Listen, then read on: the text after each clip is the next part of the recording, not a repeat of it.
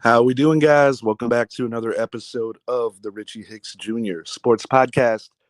It is the Week 12 NFL Rundown.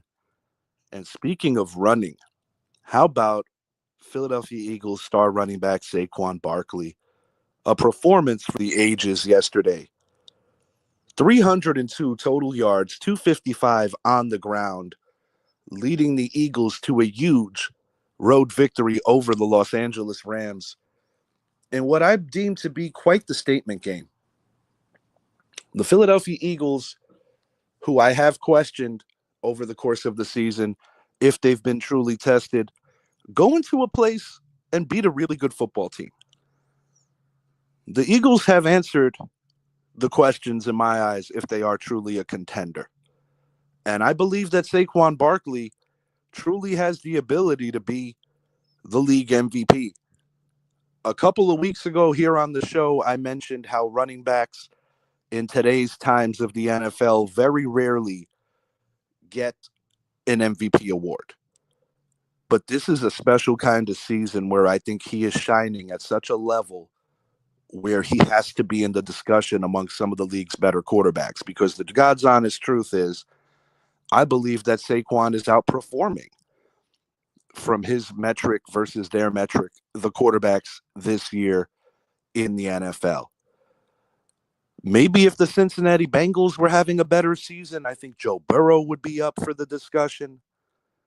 But right now, many a meme galore poking fun at the Giants' decision to let this man walk in free agency.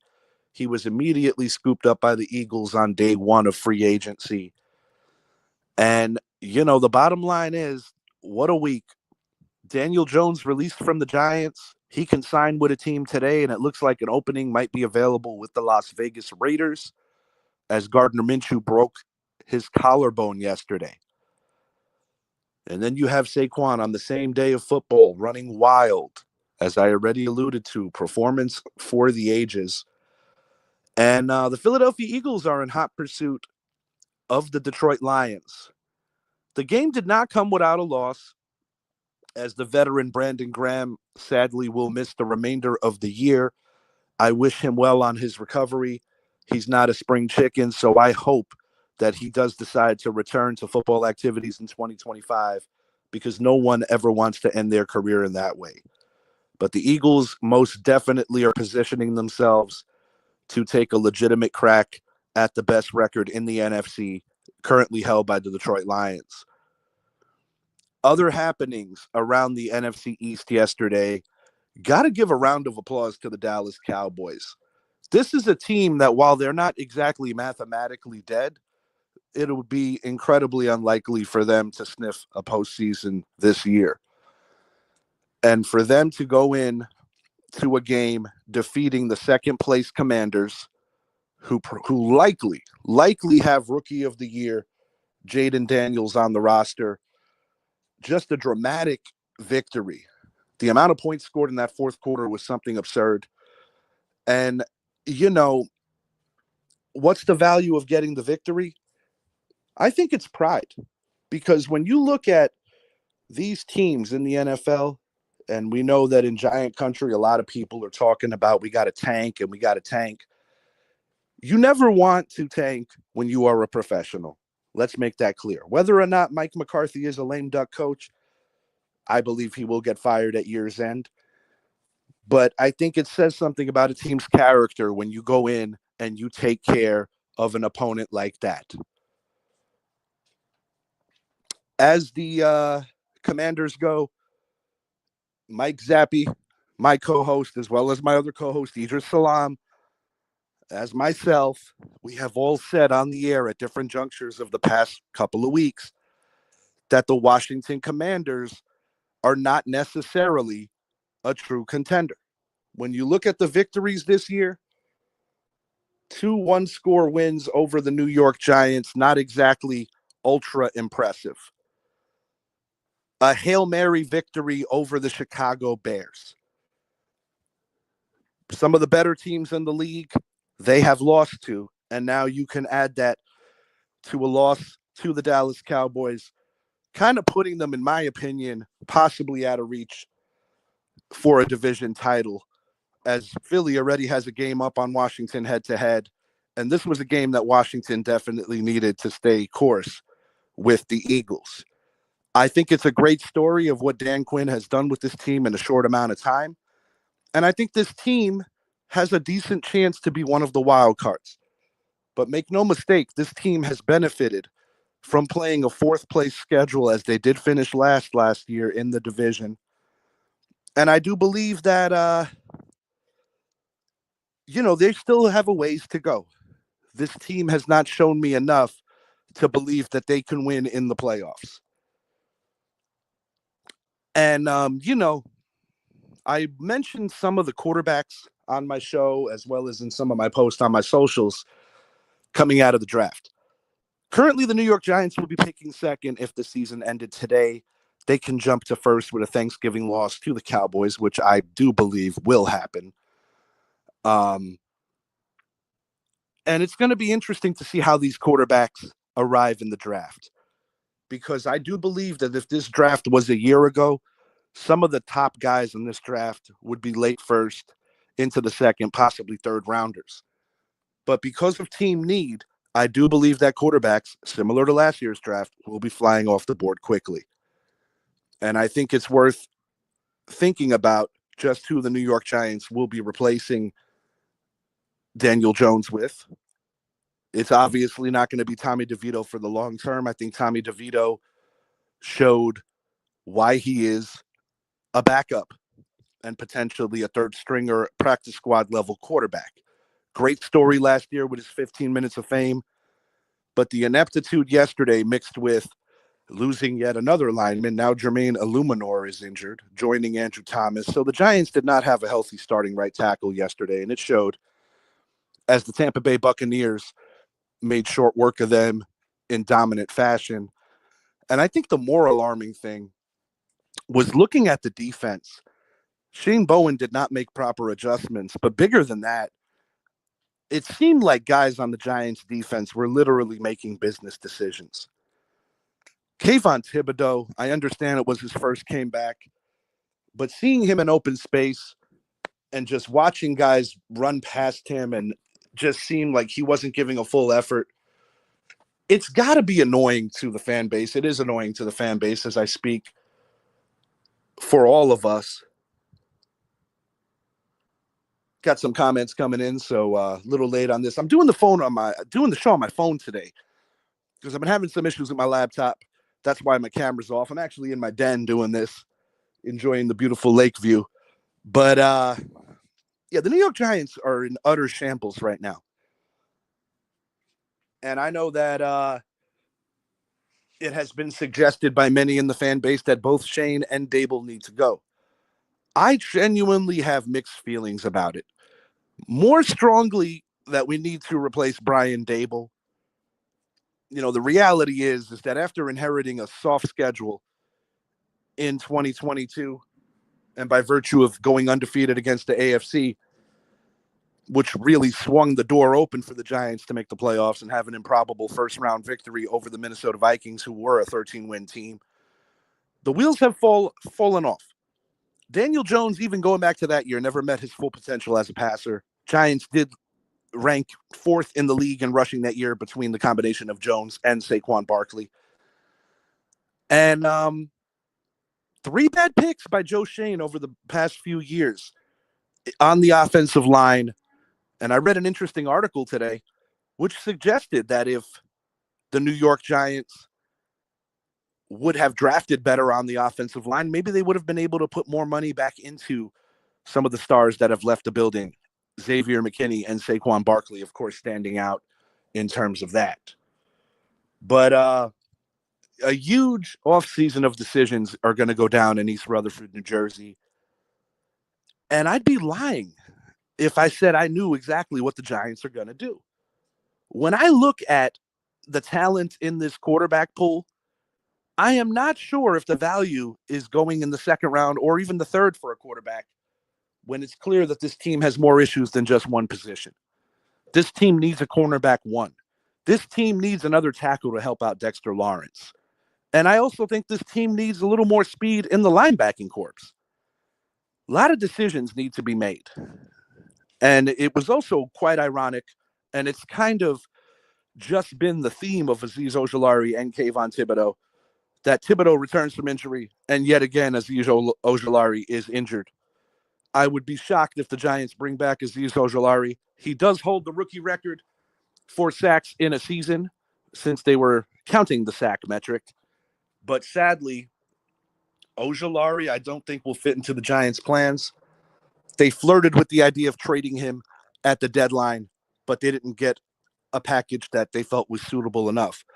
But having said that, if you're not bringing a guy back, or if your chances aren't great of bringing a guy back, even if it's not the package you want, I still think you got to move on from certain guys. And he was one of those guys. I think Darius Slayton may have been moved had he not been injured just before the deadline. But this is a team in flux. This is a team that has so much to address. And I would not be the least bit surprised if yet again we have a completely different regime. I know that some of the fans of the Giants have chanted for the want, need, and desire to possibly pair Bill Belichick and Mike Vrabel together. Maybe Belichick in an upstairs role, Vrabel on the sidelines. Kevin Stefanski will be available, I would imagine, with the struggles of the Cleveland Browns. So it will be interesting. And, we spoke amongst some of the people in our fan base yesterday, and one thing that I think most of us agree on, you need a proven commodity as opposed to a first-time head coach. The route of the first-time head coaches has just not gone the Giants' way, whether it be Joe Judge, whether it be Pat Shurmur, whether it be Brian Daboll. Since the departure of Tom Coughlin, which was very unceremonious, the New York Football Giants have just not been able to have the true leader to bring victories to this organization. And I must admit, I also think John Mara, Steve Tisch are very out of touch with today's NFL. And I know Met fans have dealt with this. I know that Knicks fans have dealt with this. And dare I say, even Yankee fans that think that Hal Steinbrenner is out of touch. One thing I must say is that it's getting old seeing a team that we have dominated during the course of the 80s and 90s, enjoying successful year after successful year. Of course, I'm talking about the Philadelphia Eagles, where it seems like the New York Giants aren't even run like a team that belongs in the year 2024. And, when you think about the big income stream that the Giants are to the Mara family, I would not be the least bit surprised if Mara never sells the team. But Giant fans deserve better. This is one of the proudest organizations in all of professional football, third most victories in all of professional football, tied for the third most Lombardis, tied for the third most championships if you go back to the pre-merger days, trailing only Chicago and, of course, Green Bay. But big offseason, and we will see where it goes for the Giants moving forward. AFC East, the Dolphins drive their win streak up to 3 with a real quality win over the New England Patriots in Miami Gardens. And Jonnu Smith and Tua Tagovailoa just continue to cook. I was fortunate to leave Jonnu on my bench and still be okay because of the mammoth game that Saquon Barkley had in my fantasy league. That same mammoth performance also hurt me in a different fantasy league because Saquon was my opponent. But Jonnu Smith right now, one of the best tight end pickups in the past month. And the Miami Dolphins do still have a chance to possibly jump into the back door and get into the AFC wildcard picture. It is improbable, but it is not impossible. So it will be interesting to see if the Dolphins are able to put it together. Other stories coming out of the AFC East. What holds in the future for Aaron Rodgers? It is pretty clear that he will not be the quarterback of the New York Jets, as the Rodgers experiment has just been a total nightmare. Of course, Aaron Rodgers got hurt on 9/11 last season, only 4 or 5 plays into the year. I think it was 4 plays. This year, adding pieces, and it has just not worked out as the Jets are limping towards the NFL draft. And once again, in the same building, East Rutherford, New Jersey, a lot of decisions that need to be ironed out This is a man that is going to be a first ballot Hall of Famer. He is tied for the most league MVPs. He is a one-time Super Bowl champion, a one-time Super Bowl MVP. But it seems like through various circles around the NFL, a lot of people are kind of disenchanted with the fact that Rodgers just kind of does business for himself, and it doesn't appear that he is really driven for team goals, more like individual stuff. There will be teams, regardless of age. You get a guy like Aaron Rodgers, somebody's going to pick him up. Will Las Vegas be that team? I mean, Las Vegas is in a position where they could potentially draft a Shedeur Sanders, and I do think that for the Shedeur brand, Vegas might be the right place for him. But Aaron Rodgers will definitely have a job next year. I just don't know where yet. Buffalo Bills enjoying the bye week after their big victory over the Kansas City Chiefs. Buffalo does have a bit of a tough stretch coming up, but they are very much still in contention for the number 1 seed. And tonight's going to be a big one in terms of positioning for the playoffs for the Baltimore Ravens as the Harbaugh brothers lock horns and the Los Angeles Chargers host the Baltimore Ravens. Both of these teams do things very similarly. But the advantage that I think the Chargers have tonight, and just in general, is I believe they have a better secondary. And I believe Justin Herbert is going to be able to get his guys vertical. Now, Ladd McConkey, game time decision, it appears, that would be a big loss for the Chargers. But I'm still taking the Chargers tonight at home. I think the Chargers are going to win. I think it's going to be within 3 to 4 points. The Baltimore secondary is not what it once was. And I do think, particularly in the playoffs, that will come back to bite them. Daniel Nunez giving me his pick. He's got the Chargers by 6 over the Ravens. Yeah, I tend to agree, Daniel. I tend to agree. Hit one of my parlays yesterday, going 17 for 17, including college football. And I had some player props that went in my favor. Saquon Barkley, A.J. Brown, Kyron Williams, as well as the dynamic running back duo in Detroit of Gibbs and Montgomery. David Montgomery did suffer an injury, but he has already said that he expects to play Thursday, which is the Thanksgiving Day game against the Chicago Bears. As the NFC North will be on full display because you have the Green Bay Packers, who will also be playing on Thanksgiving. And the Packers really got a small measure of revenge yesterday against a team that has just owned them and broken so many dreams going back to the Aaron Rodgers era and even the Jordan Love era in the San Francisco 49ers. Now, this is not the typical 49er lineup. Many injuries. Brock Purdy's on the shelf right now. Daniel Jones has even been mentioned as a potential replacement for the time being. But I do think that the Niners are just going to roll with what they got right now and kind of just embrace that this Super Bowl aspirations will have to hold off for one more year, as, you know, they just couldn't overcome the injuries. Just too much injuries. As the Packers go, Xavier McKinney definitely in the conversation for Defensive Player of the Year, another former Giant. And the defense on the whole really has been outstanding this year.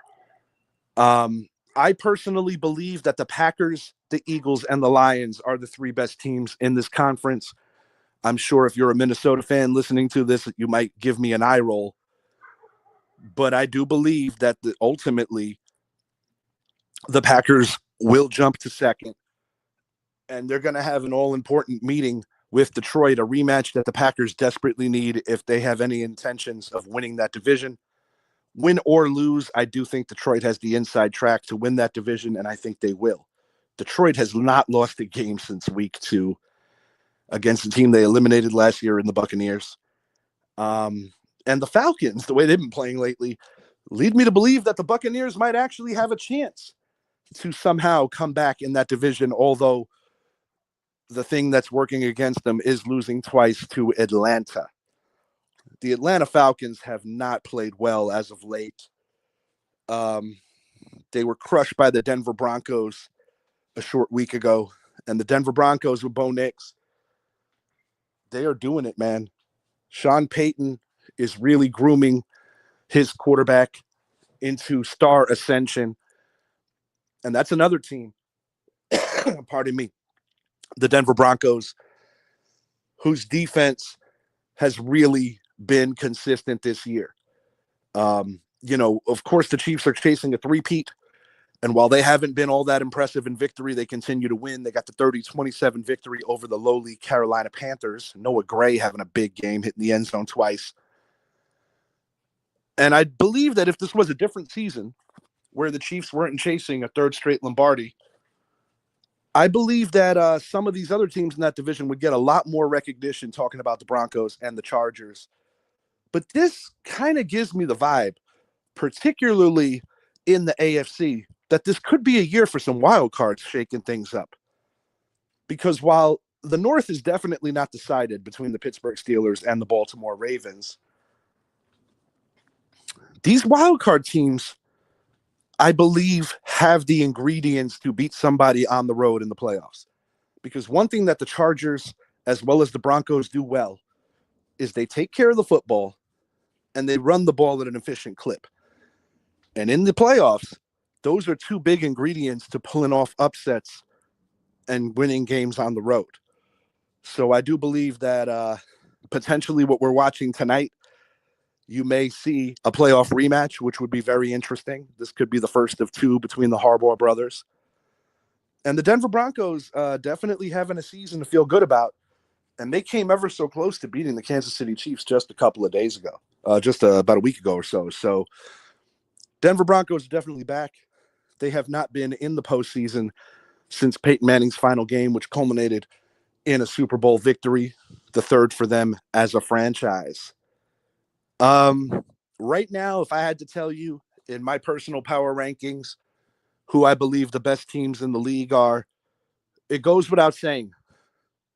It's the Detroit Lions right now, not only in the NFC, but I believe wholeheartedly in the NFL. And Pittsburgh came off that rough loss on Thursday to the Browns, a trap game. I called that victory for the Browns. Pittsburgh still worries me with their offense. While I think they more than have the Baltimore Ravens number, I am not convinced that they will be able to do enough on offense to win in January. We will have to see. Kansas City Chiefs, I've said it many times. If this wasn't a year of them chasing a third consecutive Lombardi, I do not necessarily believe that we would be talking about them in this same breath, because they remind me a lot of other teams in the past that have started off with 11-0 records, 10-0 records, 11-1 records, things of that nature, and fizzled out down the stretch. They kind of give me that vibe. But the one thing that they got going for them, in my opinion, the best defensive coordinator in all of football, Steve Spagnuolo, and quite possibly the greatest coach in the league in Andy Reid. And not just greatest in the league. When it's all said and done, Andy Reid is going to be a top 5, top 10 coach. He will be in every conversation in any barbershop that talks about the greatest football coaches of all time. But right now, based on what I'm seeing, if I had to predict the Super Bowl right now, I think it'll be one that the public is craving. Buffalo Bills, Detroit Lions, someone will finally get a Lombardi out of those two. And if I had to make an unbiased, genuine assessment, I think the Detroit Lions are going to win their first Lombardi trophy. I think they are a superior team to pretty much anyone in the league right now. And if I had to pick the conference championship games right now, I got Buffalo there. But I'm a little undecided on who their opponent is. Because while it looks like the Chiefs have the easiest path to stay at the 1 seed, I still have a funny suspicion that one of these wild cards is going to go into Arrowhead and screw up the three-peat. That will be revealed, but it is going to be an awesome final stretch of the season. Other thoughts on my brain. Juan Soto. I'm going to be thinking about this until it finally becomes ink to paper. I truly hope that the New York Yankees do what they got to do to keep him. I just don't see how the Yankees could be a better team if they let him walk. I know that it's a lot of money, and I know that the assets could be allocated in different ways where you could improve the team. But when I think about what those two, Judge and Soto, did during the course of the regular season, add in Big G during the course of the playoffs, Judge did not have a good playoffs. It would be hard to lose that combo because of the fact that they really rank up there with any and all great Yankee combos. And I just can't ignore the fact that the two of them together, from a statistical value, remind me so much of what Maris and Mantle did back in the 60s. So it will be very interesting to see what the New York Yankees have in store. I really hope that they run it back with Soto. I think Soto is just that damn good of a baseball player. I know that he's been getting some criticism in the outfield, but you can work with that when he gives you the kind of at-bats that he does. Not to mention his clutch value has just been truly insane. New York Rangers and New York Knicks, both on road trips and both struggling a little bit. More so the Rangers right now, as they are nursing a 2-game losing streak. New York Knicks have just been tough to figure out this year. I still think they're trying to figure out their offense on the level and figure out who is supposed to be the number one, whether it's going to be Jalen Brunson or the newly acquired Karl Anthony Towns. I'm an old school thinker when it comes to basketball. Jalen needs to be a facilitator first, and I think it makes everybody on that team better. Definitely disappointed of the events the other night, losing to an NBA worst team in the Utah Jazz after starting the road trip rather promising. But I've been a fan of the Knicks pretty much forever. And these are things that I've become accustomed to. I'm ultimately not worried about what we're doing in November. I have a feeling that by the time the new year arrives, the Knicks are going to be hitting their full stride and definitely being a threat to the Boston Celtics in the East. And I would have to say that the biggest shock of the young NBA season has to be how bad the Philadelphia 76ers have been. And I also am very critical of the whole Joel Embiid thing about not playing back-to-backs.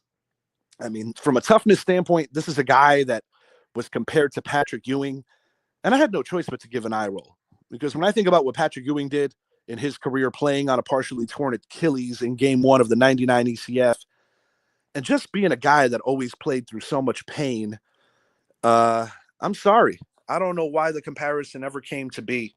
Joel Embiid is a phenomenal talent, but it's hard for me to believe that winning is all the way in his heart right now. You know, when I think about the kind of money that these guys play, that these guys make, and with the minute management and such, I know that guys from yesteryear in that NBA would probably just be like, wow, you know, and in my opinion, it's a much softer league, which ultimately doesn't bring the best product. Of course, I had a lot of fun last year watching the playoffs, watching the Knicks fall just short of an Eastern Conference Finals appearance. And, you know, the NBA is global and basketball is global, you know, and there's a lot to build on. But I do think that it's a bad look when you got guys that just don't want to put it in on that level. You know, the pay is gross when you consider that you could be like literally a bench warmer galore and make the kind of money you make in the NBA.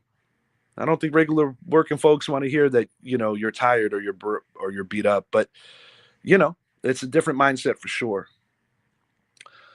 There are no quarterbacks that should be drafted by us in the second round. We should trade down, get the O-line with the first pick. We can get one of those quarterbacks in the second or third. I'm not opposed to that train of thought, given that I share your sentiments on the quarterbacks in this draft. But I do want to ask, would you potentially go corner, as I think you have two generational talents at corner? It will be interesting. Andrew Thomas, 2 consecutive years being hurt. Jermaine Illuminor, definitely a stopgap. Giants do need another tackle, no question about it. And I think it goes without saying that we're smart enough to know that Evan Neal is not that dude. Big offseason to come. Until next time, I am Richie. I appreciate you guys hanging with me. I hope you all have a great day. Enjoy Monday Night Football. I got the Chargers winning tonight. I'm going to go. Are we going in the 30s? Yeah, let's go in the 30s. I'm going Chargers 33, Ravens 27, and give me overtime. Herbert to Palmer for the win. Have a great rest of your day, everyone.